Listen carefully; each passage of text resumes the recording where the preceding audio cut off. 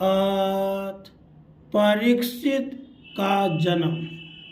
सूत जी कहते हैं, शौनक जी, उत्तरा के गर्भ में स्थित वह वीर शिशु परीक्षित जब अश्वत्थामा के ब्रह्मास्त्र के तेज से जलने लगा, तब उसने देखा कि उसके आंखों के सामने एक ज्योतिमय पुरुष है। वह देखने में तो अंगूठे भर का है, परंतु उसका स्वरूप बहुत ही निर्मल है। अत्यंत सुंदर श्याम शरीर है, बिजली के समान चमकता हुआ पीतांबर धारण किए हुए है। सिर पर सोने का मुकुट झिलमिला रहा है। उस निर्विकार पुरुष के बड़ी ही सुंदर लंबी लंबी 4 भुजाएं हैं। कानों में तपाए हुए स्वर्ण के सुंदर कुंडल है। आंखों में लालिमा है। हाथ में लुके के समान जलती हुई गदा लेकर उसे बार बार घुमाता जा रहा है और स्वयं शिशु के चारों ओर घूम रहा है।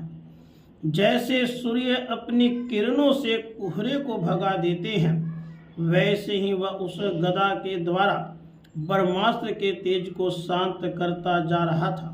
उस पुरुष को अपने समीप देखकर वह गर्भस्थ शिशु सोचने लगा कि वह कौन है। इस प्रकार उस 10 मास के गर्भस्थ शिशु के सामने ही धर्म रक्षक अपर में भगवान श्री कृष्ण परमास्त्र के तेज को शांत करके वही अंतर्धान हो गए। उसके बाद अनुकूल ग्रहों के उदय से युक्त समस्त सद्गुणों को विकसित करने वाली शुभ समय में पांडवों के वंशधर परीक्षित का जन्म हुआ। यह बालक संसार में परीक्षित के नाम से प्रसिद्ध हुआ, क्योंकि वह समर्थ बालक गर्भ में जिस पुरुष का दर्शन पा चुका था, उसका स्मरण करता हुआ लोगों में उसी की परीक्षा करता रहता था कि देखे इनमें से कौन सा वह है।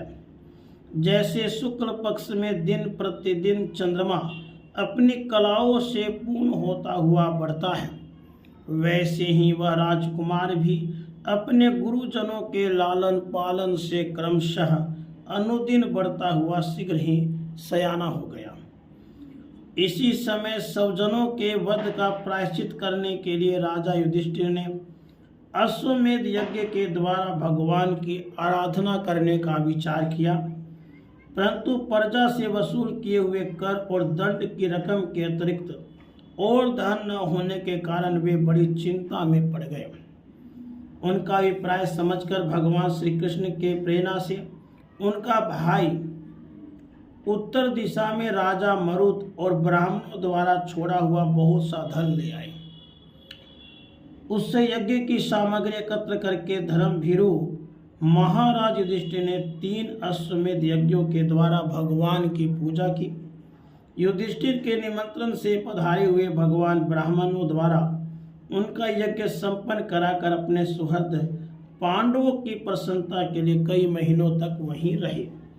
शौनक जी, इसके बाद भाइयों सहित राजा युधिष्ठिर और द्रौपदी से अनुमति लेकर अर्जुन के साथ यदुवंशियों से घिरे हुए भगवान श्री कृष्ण ने द्वारका के लिए प्रस्थान किया। राधे कृष्ण।